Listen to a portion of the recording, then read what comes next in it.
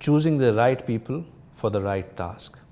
اور اس میں جو ایک اور کوالٹی آپ صلی اللہ علیہ وسلم نے ایگزیبٹ کی وہ تھی ڈیلیگیشن اینڈ امپاورمنٹ کی. آپ صلی اللہ علیہ وسلم نے وقت کی مناسب جو بندہ اس کام کو کرنے کا سب سے بہترین اہل تھا اس کو چوز کیا اور پھر اس کو وہ ٹاسک ڈیلیگیٹ کیا اور اس کو کمپلیٹلی امپاور کیا.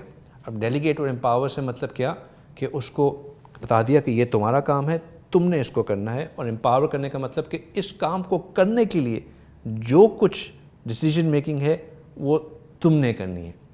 اصول بتا دیا کہ اصول کیا ہے کہ سب سے پہلے اللہ کے احکامات کو سامنے رکھنا, اگر وہاں نظر نہ آئے تو رسول اللہ صلی اللہ علیہ وسلم کے احکامات کو سامنے رکھنا, اگر ان دونوں میں نظر نہ آئے تو پھر خود اجتہاد کرنا اللہ اور رسول صلی اللہ علیہ وسلم کی بتائی ہوئی تعلیمات کے مطابق.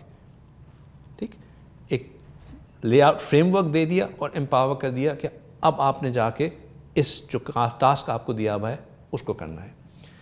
دو ایگزامپلز جو اسٹینڈ آؤٹ کرتی ہیں ہجرت کے پرسپیکٹو سے, ہم نے لاسٹ ٹائم بات کی تھی جعفر بن ابی طالب رضی اللہ تعالیٰ عنہ کی, کہ ان کو امام لیڈر بنایا, امیر بنایا, جو ڈیلیگیشن گئی نجاشی کے پاس. اور آپ نے بہت خوبصورتی سے اس وقت ریکیپ کیا تھا کہ ان کی جو نجاشی کے ساتھ ڈسکشن تھی, جس خوبصورت طریقے سے انہوں نے اسلام کو ریپرزینٹ کیا تھا, جو انہوں نے قرآنی آیات وہاں پہ پڑھی تھیں, جس طرح سے انہوں نے اپنی ڈسکشن کا سٹارٹ کیا تھا, نجاشی کو جس طرح ایڈریس کیا تھا, ان کو ایٹ ایز کیا تھا, وہ ایک ایسا سیمنل مومنٹ تھا کہ اس کے بعد نجاشی نے نہ صرف وہ مسلمانوں کا بہت بڑا سپورٹر بنا بلکہ اپنی وفات سے پہلے خود بھی مسلمان ہو گیا.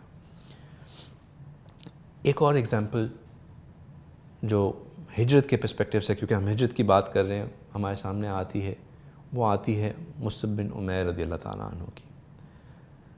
مصعب بن عمیر رضی اللہ تعالیٰ جو ہیں وہ ایک نوجوان صحابی تھے. وہ اسلام کے شروع میں جب رسول اللہ صلی اللہ علیہ وسلم نے اسلام کی دعوت دینا شروع کی, اس وقت دارالارقم ایک جگہ ہوتی تھی جہاں پہ صحابہ اکرام جمع ہوا کرتے تھے اور وہاں پہ چھپ کے رسول اللہ صلی اللہ علیہ وسلم تعلیم دیا کرتے تھے. مصعب بن عمیر رضی اللہ تعالیٰ عنہ ایک امیر گھرانے سے تعلق رکھتے تھے. اچھا, یہ گھرانہ ایسا گھرانہ تھا جہاں پہ مال و دولت کی کوئی کمی نہیں تھی اور پولیٹیکلی بھی وہ بہت ساؤنڈ تھے. کعبے کی چابیاں اس خاندان کے اندر ہوا کرتی تھیں.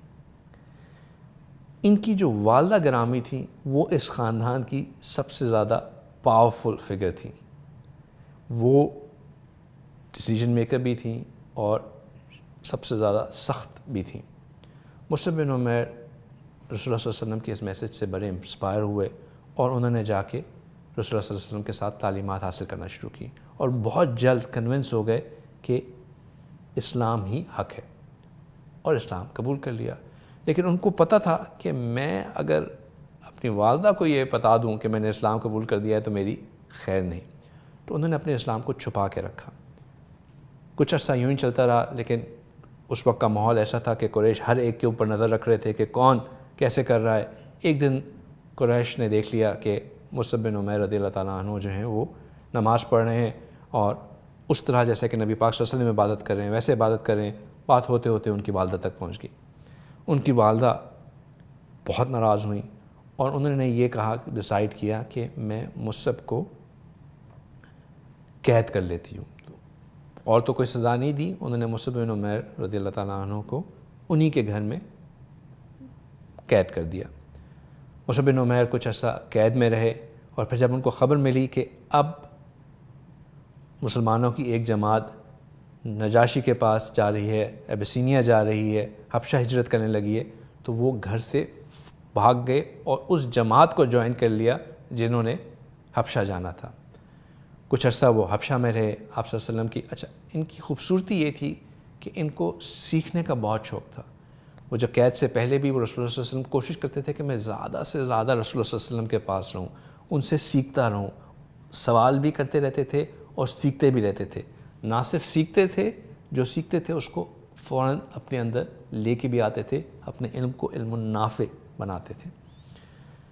جب وہ حبشہ میں تھے، آپ صلی اللہ علیہ وسلم تو نہیں تھے وہاں پہ، لیکن وہ جانتے تھے کہ یہاں پہ بھی سینئر صحابہ ہیں، عثمان رضی اللہ تعالیٰ عنہ ہیں، جعفر بن ابی طالب رضی اللہ تعالیٰ عنہ ہیں، تو ان صحابہ اکرام رضی اللہ تعالیٰ عنہ کے ساتھ وہ جڑ کے رہتے، ان سے سیکھتے رہتے، ان کو آبزرو کرتے رہتے، ان کی کوالٹیز کو ایمیولیٹ کرنے کی کوشش کرتے رہتے۔ زیادہ عرصہ ان سے آپ صلی اللہ علیہ وسلم سے دور رہا نہیں گیا، واپس آ گئے، اور واپس آ کے انہوں نے اپنی والدہ کو کنفرنٹ کیا کہ اب آپ نے دوبارہ مجھے قید کرنے کی کوشش کی کہ جو مجھے ہاتھ لگانے کی کوشش کرے گا میں اس کو ختم کر دوں گا۔ والدہ سمجھ گئیں کہ اب مصعب وہ پہلے والا مصعب نہیں رہا، he is determined, he knows what he wants. تو والدہ نے ان کو آگ کر دیا کہ وہی مصعب جو ایک زمانے میں خوبصورت کپڑوں میں ایک لباس جو ایک دن پہنا ہو دوسرے دن نہ ہی پہنا ہوا پہنتے تھے، وہ مصعب جو ہیں اب پیوند لگے ہوئے کپڑوں میں آ رہے ہیں، کہیں سے کپڑا پھٹا ہوا ہے، کہیں سے کچھ۔ تو صحابہ اکرام دیکھ کے ان کو بہت دل برداشتہ ہوتے تھے۔ آپ صلی اللہ علیہ وسلم نے ایک دفعہ ان صحابہ کو تسلی دی کہ تم دل برداشتہ نہ ہو، یہ تو بہت عارضی چیز ہے، بہت جلد ایسا وقت آئے گا کہ تم صبح پہنو گے وہ شام میں نہیں پہنو گے، جو شام میں پہنو گے وہ اگلے دن نہیں پہنو گے۔ صحابہ اکرام نے اس وقت پوچھا کہ یا رسول اللہ کیا ہم اس حال میں بہتر ہیں یا ہم اس وقت بہتر ہوں گے؟ آپ صلی اللہ علیہ وسلم نے کہا کہ تم اس حال میں بہتر ہو، کیونکہ اس حال میں رہ کے صبر کر کے جو تمہیں آگے ملے گا وہ اس وقت شاید تم اس آبجیکٹیو سے سلپ اوے کر جاؤ۔ خیر، بیک ٹو مصعب رضی اللہ تعالیٰ عنہ۔ مصعب رضی اللہ تعالیٰ عنہ قرآن کے بھی بہت بڑے شوقین تھے۔ قرآن کو سیکھنا، خوبصورت آواز میں پڑھنا ایک ان کا ایک فیوریٹ پاس ٹائم تھا، رسول اللہ صلی اللہ علیہ وسلم کے قریب رہ کے سیکھنا۔ اب جب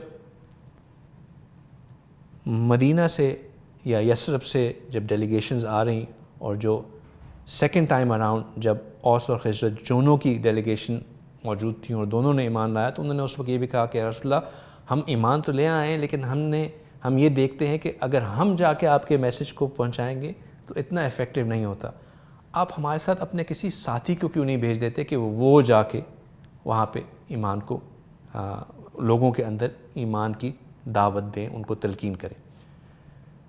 جو بڑے صحابہ اکرام تھے، سینئر صحابہ اکرام تھے، ان کے دل میں شاید یہ آیا ہو کہ بڑی رسپانسبلٹی ہے، پوری ایک نئی کمیونٹی کو آن بورڈ کرنا ہے، تو شاید رسول اللہ صلی اللہ علیہ وسلم ہمیں چوز کریں۔ آپ صلی اللہ علیہ وسلم کی ویژن، آپ صلی اللہ علیہ وسلم کی فورسائٹ کہ آپ صلی اللہ علیہ وسلم نے مصعب بن عمیر رضی اللہ تعالیٰ عنہ کو ڈیلیگیٹ کیا کہ یہ کام آپ نے کرنا ہے۔ And what a right choice it was. مصعب بن عمیر رضی اللہ تعالیٰ عنہ وہاں تشریف لے کے گئے اور وہاں پہ ایک صحابی کے ساتھ رہنا شروع کیا۔ مصعب بن عمیر رضی اللہ تعالیٰ عنہ مدینہ شریف میں سعد بن زرہ رضی اللہ تعالیٰ عنہ کے ساتھ رہنا شروع کیا اور لوگوں کو چھوٹی چھوٹی ڈیلیگیشنز میں جا کے دعوت دینا شروع کی۔ کچھ عرصہ اسی طرح کام چلتا رہا۔ ایک دن وہ کچھ اپنے ساتھیوں کے ساتھ بیٹھے ہوئے تھے کہ ایک دم سے ایک شخص داخل ہوا۔ سعد بن زرہ رضی اللہ تعالیٰ عنہ نے کہا کہ مصعب اب خیر نہیں، ٹو دی افیکٹ، انہوں نے کچھ ایسے الفاظ کہے کہ اب خیر نہیں، یہ جو آ رہا ہے یہ بہت سخت انسان ہے۔ وہ جو تشریف لا رہے تھے وہ تھے اسید بن خدری رضی اللہ تعالیٰ عنہ، جنہوں نے ان کے ہاتھ میں ایک نیزہ تھا اور وہ یوں چلتے ہوئے آ رہے غصے کی حالت میں۔ انہوں نے کہا کہ پوچھا کہ تم لوگ یہ کیا کر رہے ہو، ہمارے لوگوں کو بہکار رہے ہو، ہماری فیملی ٹائز کو بریک کر رہے ہو، یہ تم کس کام پہ لگ گئے ہو؟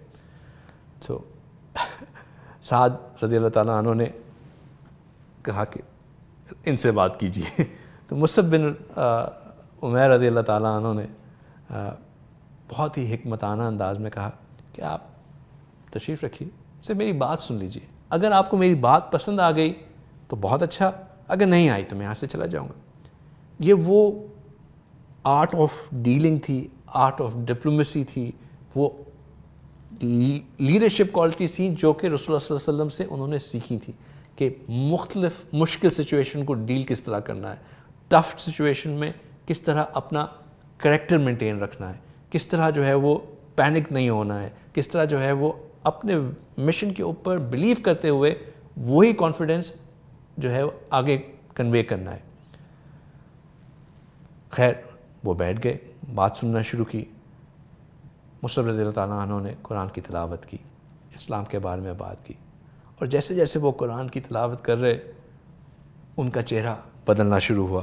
اسید رضی اللہ تعالیٰ عنہ جو ایک غصے کی حالت میں آئے تھے، اب وہ اس غصے کی حالت میں نہیں، ان کے چہرے پہ ایک جو ہے نا وہ ایک خوشی آنا شروع ہوئی کہ میں جو بات سن رہا ہوں یہ واقعی کوئی بہت خوبصورت اور اعلیٰ بات ہے۔ انہوں نے فوراً کہا مجھے یہ بتائیں کہ میں how do I get what you have, میں کیا کروں جس سے مجھے بھی وہی مل جائے جو آپ کے پاس ہے، میں how do I join your group.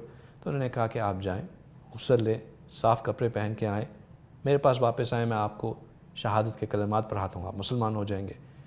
وہ فوراً گئے اور اتنی جلدی میں واپس آئے کہ ابھی ان کے بال بھی خشک نہیں ہوئے تھے۔ انہوں نے آ کے شہادت کے کلمات پڑھے اور کہا کہ دیکھو مصعب، اگر تم چاہتے ہو کہ تمہارا کام آگے بڑھے تو ایک اور شخص ہے، اس کے پاس آ جاؤ۔ انہوں نے کہا ٹھیک ہے، ان کے پاس چلتے ہیں۔ وہ تھے سعد ابن معاذ رضی اللہ تعالیٰ عنہ۔ سعد ابن معاذ، young man 31 but a leader of his clean.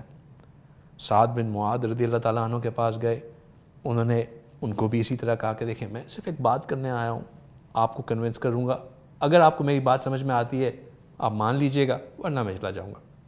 Same process, سعد رضی اللہ تعالیٰ عنہ نے بھی بات سنی اور فوراً اسلام قبول کر لیا۔ سعد رضی اللہ تعالیٰ عنہ نے کہا یہ سعد ابن معاذ رضی اللہ تعالیٰ عنہ ہے۔ انہوں نے کہا ایک اور شخص ہے، اگر تم ان کے پاس لے جاؤ تو وہ تمہارے لیے سارے دروازے کھول دیں گے۔ وہ کون تھے؟ وہ تھے سعد ابن عبیدہ رضی اللہ تعالیٰ عنہ۔ وہاں چلتے ہیں، وہاں جا کے سیم تھنگ۔ اب جب سعد ابن عبیدہ رضی اللہ تعالیٰ عنہ بھی اسلام لے آئے تو پھر ان کے نیچے جتنے بھی لوگ تھے وہ سب کے سب اسلام میں آ گئے۔ یہی وجہ بنی کہ مصعب ابن عمیر رضی اللہ تعالیٰ عنہ جو کہ 8 یا 12 ساتھیوں کے ساتھ مدینہ شریف گئے تھے، اگلے سال جب حج پہ آئے تو اپنے ساتھ ایک بڑی ڈیلیگیشن 80 مرد، عورتیں، بچے اپنے ساتھ لے کے آئے۔ یہ عمر ہم بات کر رہے ہیں رسول اللہ صلی اللہ علیہ وسلم کی لیڈرشپ کی، بٹ لیڈرشپ کی ایک کوالٹی ہوتی ہے ٹو کریٹ لیڈرز۔